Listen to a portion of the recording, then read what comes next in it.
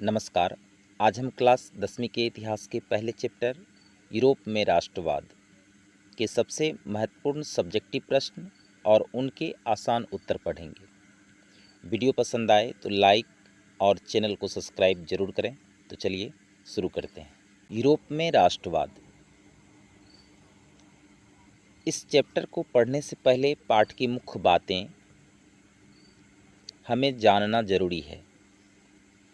Europe में राष्ट्रवाद की शुरुआत पुनर्जागरण के समय हुई थी, लेकिन 1789 की फ्रांसीसी क्रांति ने इसे और तेज कर दिया।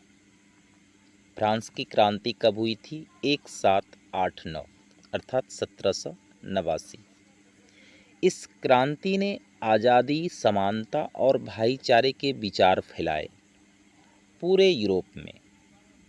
इसके बाद आया नेपोलियन। उसने पूरे यूरोप में युद्ध किया, लेकिन साथ ही नए कानून और व्यवस्था भी पहुंचाई। किसने? नेपोलियन ने। जर्मनी और इटली जैसे बिखरे हुए क्षेत्र में एकता की सोच जगाई, अर्थात राष्ट्रवाद की भावना जगा दी। कहाँ? पूरे इटली और जर्मनी में। हालांकि नेपोलियन का साम्राज्यवाद ज़्यादा दिन नहीं चला, लेकिन उसके युद्धों ने यूरोप में राष्ट्रवाद की जड़ें गहरी कर दी, यानी कि राष्ट्रवाद की भावना को पूरे यूरोप में जगा दिया। किसने? नेपोलियन ने। तो पहला काम राष्ट्रवाद लाने में नेपोलियन का सबसे बड़ा अहम योगदान रहा।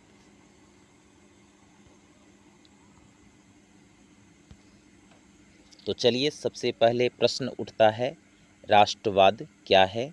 जो आपके चैप्टर का पहला प्रश्न है कि राष्ट्रवाद क्या है। तो राष्ट्रवाद एक ऐसा विचार और भावना है जो लोगों को अपने देश और अपने लोगों से जोड़ती है।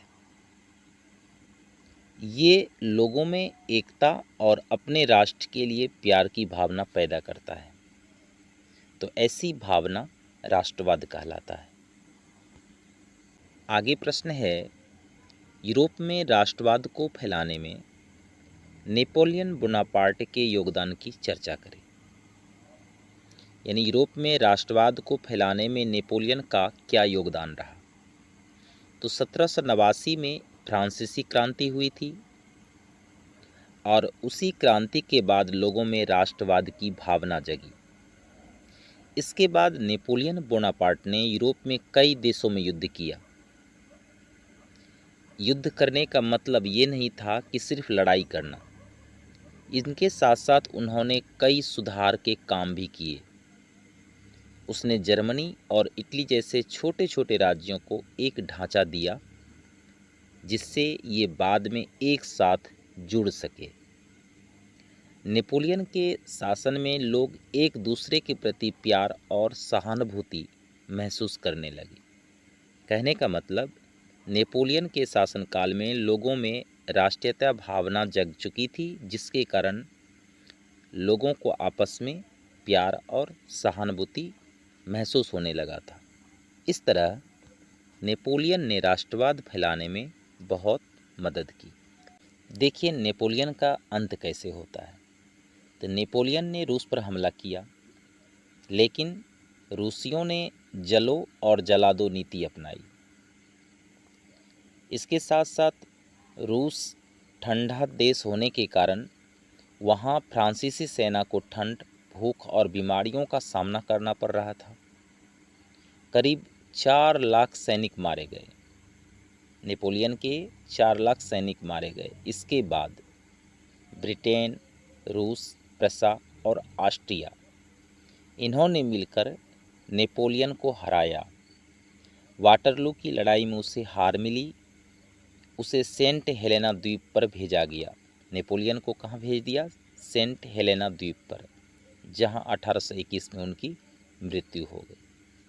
तो नेपोलियन के युग का तो अंत हो गया। उसके बाद यूरोप में मेटरनिक युग की शुरुआत होती है। तो आइए अगला प्रश्न है, मेटरनिक युग क्या है? तो मेटरनिक जो था वह ऑस्ट्रिया का चांसलर था। मेटरनिक ऑस्ट्रिया का चांसलर था और उन्होंने 1815 ईस्वी से लेकर 1848 ईस्वी तक ऑस्ट्रिया पर शासन किया। यही था मेटरनिक का युग। इसके बाद उनका 1848 के बाद उनका अंत हो गया। देखिए, मेटरनिक ऑस्ट्रिया का चांसलर था। कब बना? तो 1815 में।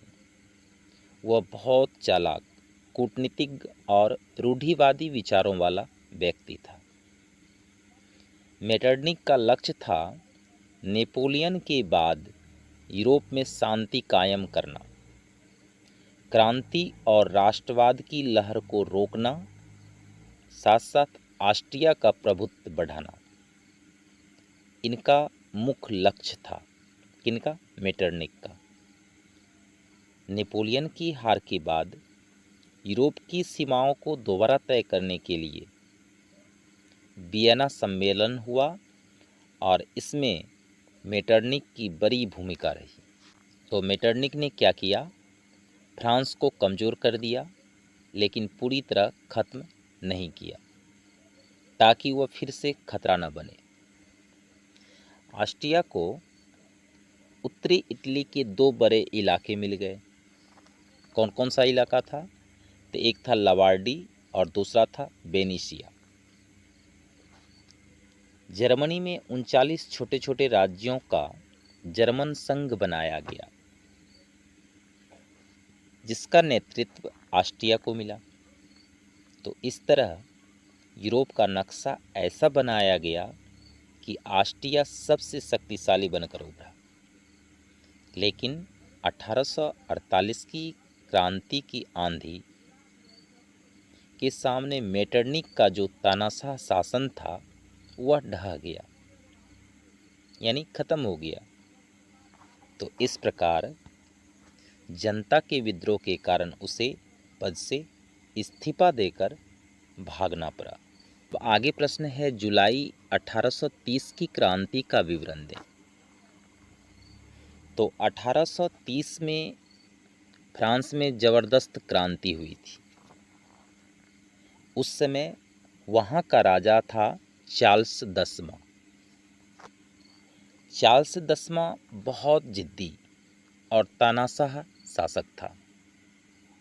उसका मानना था कि राजा को राज करने का हक भगवान ने दिया है,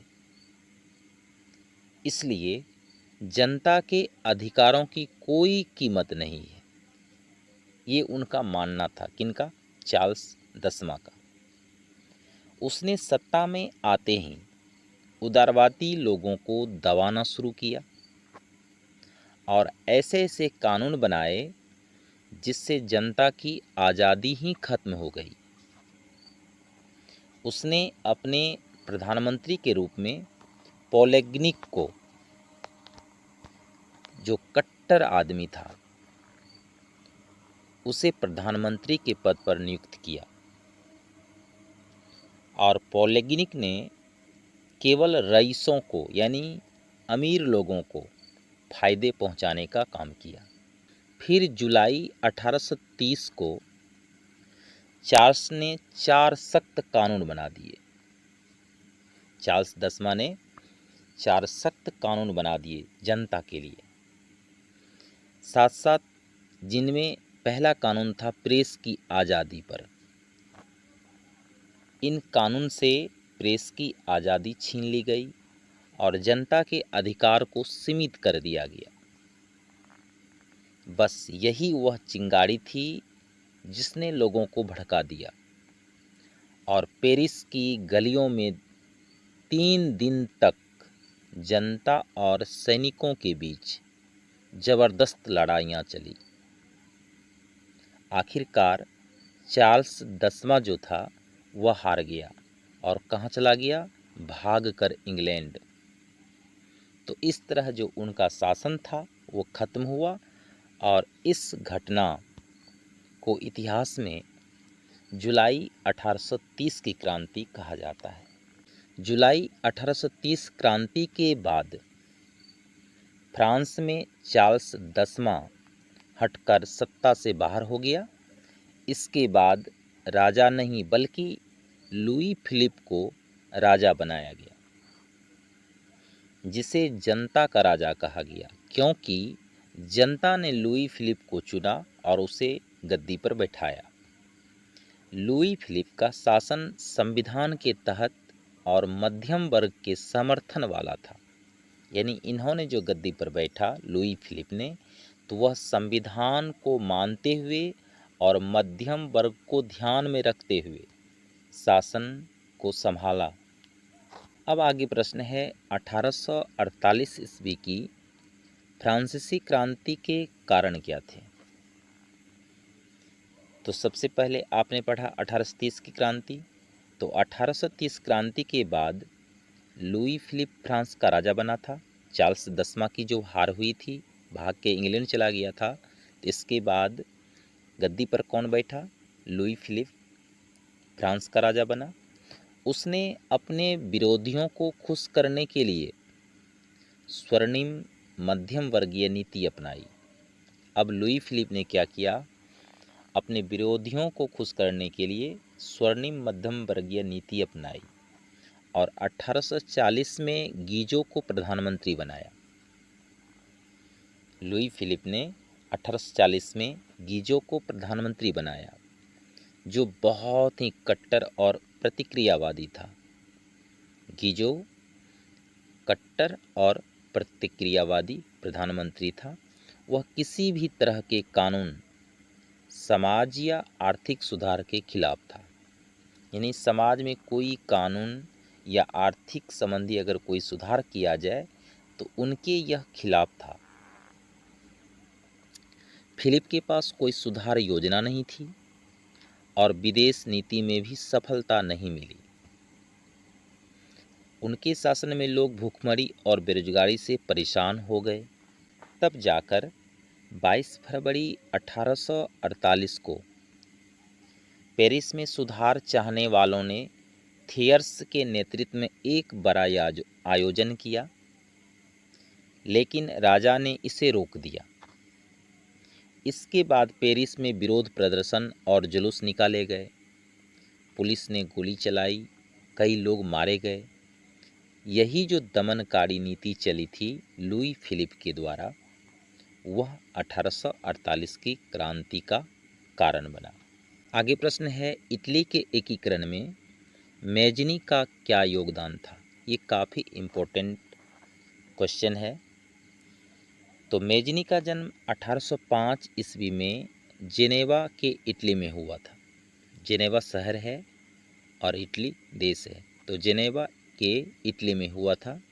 वह बचपन से ही देशभक्ति और स्वतंत्रता के ख्यालों में बड़ा हुआ। मैजनी बचपन से ही देशभक्ति और स्वतंत्रता के प्रति उनका बहुत बड़ा ध्यान रहा करता था। जवान होते ही उसने इटली को एक साथ जोड़कर गणराज्य बनाने का सपना देखा। इसके लिए वह क्या किया? गुप्त दल जो था या गुप्त जो संगठन था उसका नाम था कार्बोनरी, उसमें उन्होंने जुड़ गया और 1830 की क्रांति में भी भाग लिया। इसके कारण उसे बंदी बनाकर सेबोना भेज दिया गया था। बाद में देश से बाहर निकाल भी दिया गया। किसे? मैजनी को। लेकिन मैजनी हार मानने वाला नहीं था। उसने अपने विचार को फैलाने के लिए यंग इटली नामक एक संगठन बनाया। ऑब्जेक्टिव प्रश्न में भी पूछा जा सकता है कि यंग इटली की स्थापना किसने की? तो मैजनी ने किया। तो मैजनी ने यंग इटली नामक संगठन बनाया। इस संगठन का मकसद था कि इटली के लोग एक साथ आएं और स्वतंत्रता की लड़ाई लड़ें। 1848 में इटली के कुछ हिस्सों में लोग आज़ादी के लिए उठ खड़े हुए। जैसे ही यंग इटली संगठन बना तो लोगों में राष्ट्रवाद की भावना जगी और आज़ादी के लिए लोग सामने आए। लेकिन ऑस्ट्रिया ने उसे क्या किया? दबा दिया। मैजनी फिर इटली छोड़ गया। फिर भी उसका सबसे बड़ा काम यह था कि उसने इटली के लोगों के अंदर राष्ट्रीय चेतना और आज़ादी की भावना जगाई। मैजनी ने इटली के लोगों में राष्ट्रीय चेतना और आज़ादी की भावना जगाई और लोग अब अपने देश के लिए लड़ने लगे और यही मैजनी की असली जीत थी। तब शॉर्ट टाइप के प्रश्न ऐसे भी पूछ सकता है, मैजनी कौन था? तो मैजनी इटली के राष्ट्रीय आंदोलन का सबसे बड़ा नेता था और वह गुप्त दल यानी गुप्त संगठन कार्बोनरी का सदस्य था। मैजनी एक अच्छे लेखक, लोकतांत्रिक विचारों का समर्थक और काबिल सेनापति थे। 1831 में उन्होंने यंग इटली नामक संगठन बनाया जिसका मकसद इटली को एकजुट करना था, यानी इटली में राष्ट्रवाद की भावना को आगे बढ़ाना था।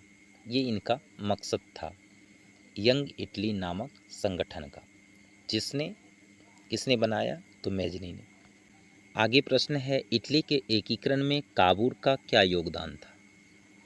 तो काबूर का जन्म 1810 में सर्डिनिया पिडमाउंट में हुआ था। वह एक समझदार कूटनीतिज्ञ और राष्ट्रवादी था। उसे यह विश्वास था कि इटली का एकीकरण तभी संभव है जब सर्डिनिया की आर्थिक ताकत और सेना मजबूत हो। इटली का एकीकरण तभी संभव होगा जब सर्डिनिया की आर्थिक ताकत, सर्डिनिया एक क्षेत्र था, छोटा सा भाग था, उनकी ताकत और सेना को मजबूत बनाने का उनका परम लक्ष्य था। किनका? काबूर का। इसलिए उसने देश की आर्थिक व्यवस्था सुधारने और सेना को तैयार करने का काम शुरू किया। इसके बाद काबूर ने इटली के अलग अलग राज्यों को जोड़ने के लिए कूटनीति का सहारा लिया। इसमें उन्होंने क्या किया? 1859 में फ्रांस के साथ दोस्ती कर लिया और दोस्ती के बाद ऑस्ट्रिया के खिलाफ उन्होंने युद्ध छेड़ा जिसमें ऑस्ट्रिया का हार हो गया और सर्डिनिया के कई पड़ोसी राज्य उसके साथ जुड़ गए। इसके अलावा काबूर ने गैरिबाल्डी को सिसिली और नेपल्स पर अभियान के लिए समर्थन भी दिया। काबूर की दूरदर्शिता और राष्ट्रीय भावना के चलते इटली के एकीकरण का सपना हकीकत के करीब पहुंचा। अंततः 1861 में काबूर की मृत्यु तो हो गई, लेकिन उनका जो योगदान था हमेशा याद रखा जाएगा इटली के लिए। तो आज की क्लास में बस इतना ही। आगे जो प्रश्न बचा है वो नेक्स्ट पार्ट दूसरा में मिलेगा। वीडियो पसंद आए तो लाइक, सब्सक्राइब एंड शेयर ज़रूर करें। धन्यवाद।